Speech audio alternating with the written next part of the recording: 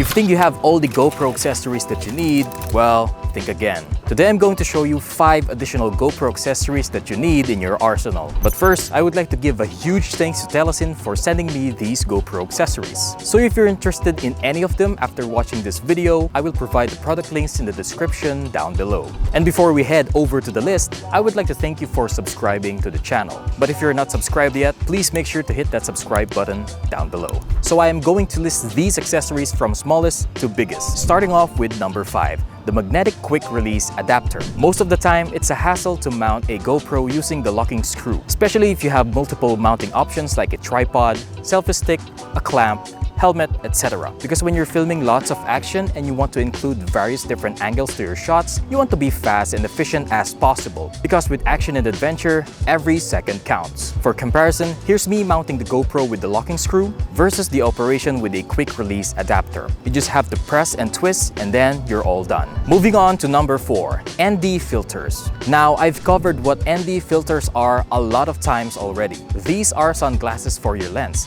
so they cut out a significant amount of light that comes into your sensor. Now, if you're going to use ND filters, you need to tweak some settings in your GoPro. So the first thing that you need to set is your frame rate. Choose whether to film in 24, 30, or 60 frames per second. For example, I'm going to use 24 frames per second in my settings. Now, the rule for this is that your shutter speed should be double your frame rate. So 24 multiplied by 2 is equal to 48. So that being said, we should set our shutter speed to 1/48 of a second. We do this so that our clips have a natural motion blur that the human eye can see in real life. Another thing that you should do is to turn off the hyper smooth, because the settings that we applied earlier won't look good if the hyper smooth is turned on. Basically, your footage will look wonky. Here are some example clips of the GoPro in standard settings without the ND filter versus the clips with the settings we applied plus the ND filter. Which one do you prefer? Leave your answers in the comment section below. Now let's head over to number 3, universal clamp mount. This is mostly used in bicycles and motorcycles, but you can literally attach this anywhere as long as the clamp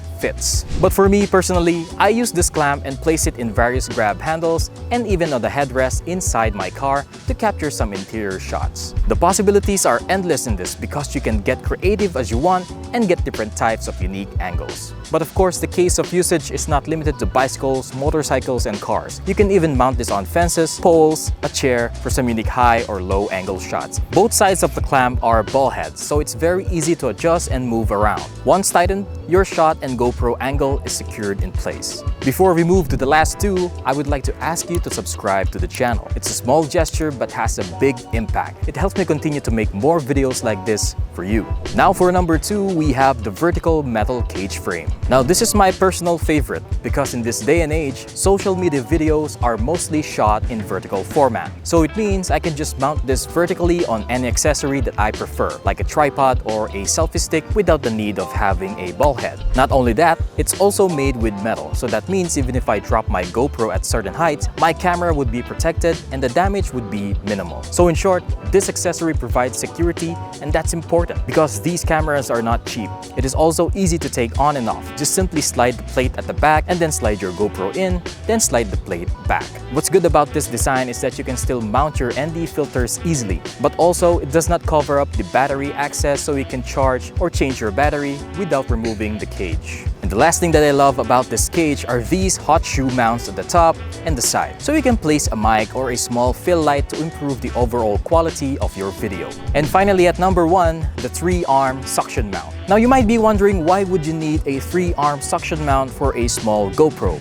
I hear you. 1-arm suction mount is enough, but the other 2 right here are for additional flexibility and safety, especially if you plan on filming at high speeds because there will be lots of vibrations and bumps that might affect the suction. So in case one suction fails, there are 2 backup suction arms to make sure that my GoPro is not going to fall off. It offers more stability and wind resistance, thus making you feel at ease and confident that your GoPro won't be flying around and crashing in the freeway. I really can't say much about this one because it's very straightforward, but as you can see, we have the GoPro with the cage mounted at the top, and we're going to place it in various positions in my car to get some of those unique angles. And that's it for the 5 GoPro accessories that you need to add to your arsenal. Again, if you want to purchase one of these products, links are available down in the description below. If you have any questions or suggestions, please leave them in the comment section. Again, huge thanks to Telesin for sponsoring this video. And if you enjoyed this video, don't forget to give it a like and share it with your friends, and don't forget to subscribe to my channel.